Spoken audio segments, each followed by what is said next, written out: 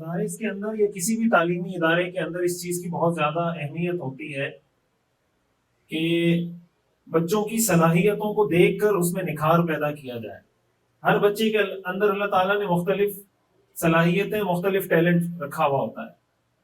کوئی اچھا اسپیکر بن سکتا ہے، کوئی اچھا ڈیبیٹر بن سکتا ہے، کوئی اچھا لیڈر بن سکتا ہے، کوئی سماجی کام بہت اچھے طریقے سے کر سکتا ہے.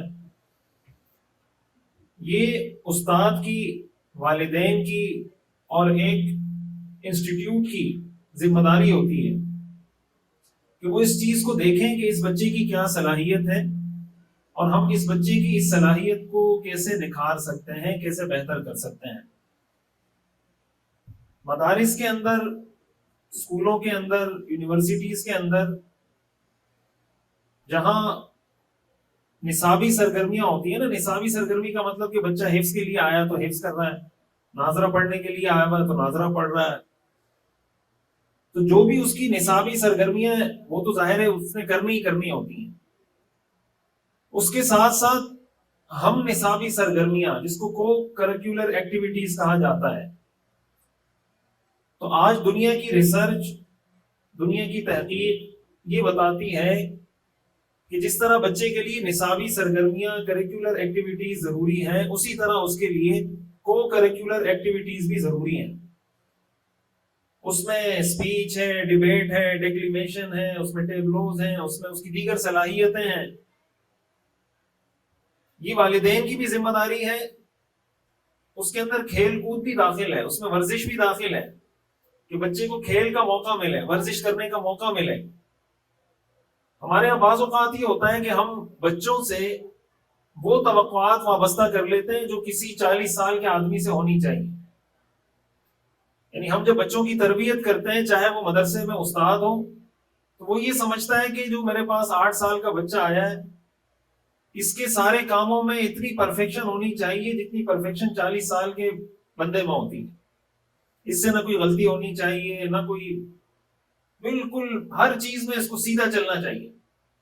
تو اگر 8 سال کا بچہ ہر چیز میں بالکل ایسا سیدھا چلے جیسے 40 سال کا بندہ چلتا ہے، تو یہ بچہ ایب نارمل ہوتا ہے. یہ نارمل نہیں ہوتا، یہ اس کے ایب نارمل ہونے کی نشانی ہے.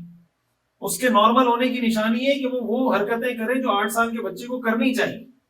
اور والد اگر دیکھے کہ 8 سال کا بچہ وہ حرکتیں کر رہا ہے جو 8 سال کا بچہ کرتا ہے، استاد اگر مدرسے میں دیکھے کہ 8 سال کا بچہ وہ حرکتیں کر رہا ہے، مستی کر رہا ہے، شرارتیں کر رہا ہے، ادھر ادھر کھیل کود کر رہا ہے، یہ اس کا لائف سٹائل ہے، یہ اس کی زندگی کا حصہ ہے.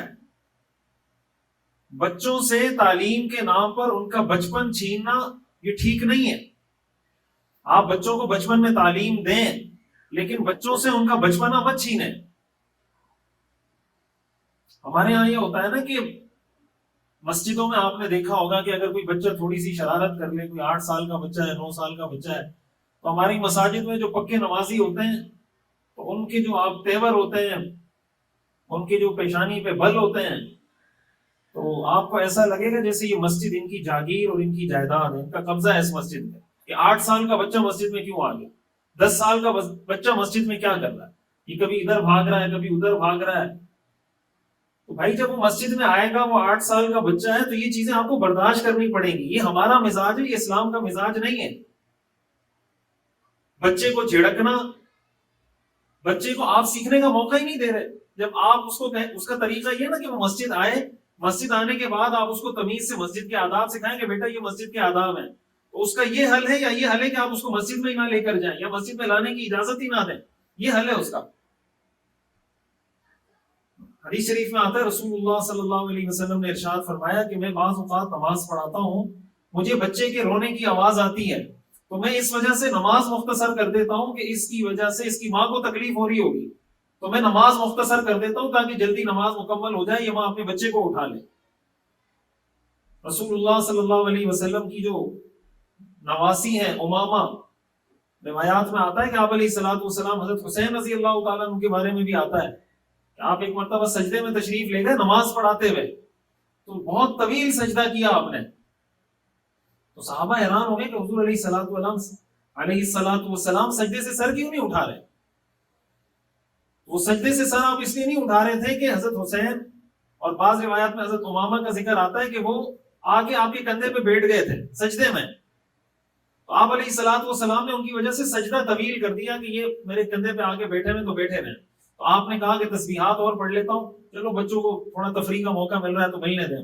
سیرت النبی صلی اللہ علیہ وسلم کا مکمل اور جامع اور کمپریہنسو کورس دیکھیے ہر اتوار کی رات 10 بجے پاکستانی وقت کے مطابق ہمارے آفیشیل یوٹیوب چینل مفتی رشید آفیشیل پر. اس کورس میں انشاءاللہ آپ اپنے پیغمبر صلی اللہ علیہ وسلم کی مکمل زندگی کے بارے میں جان سکیں گے. خود بھی جڑیں، اپنی فیملی کو، بچوں کو، دوستوں کو بھی جوڑیے.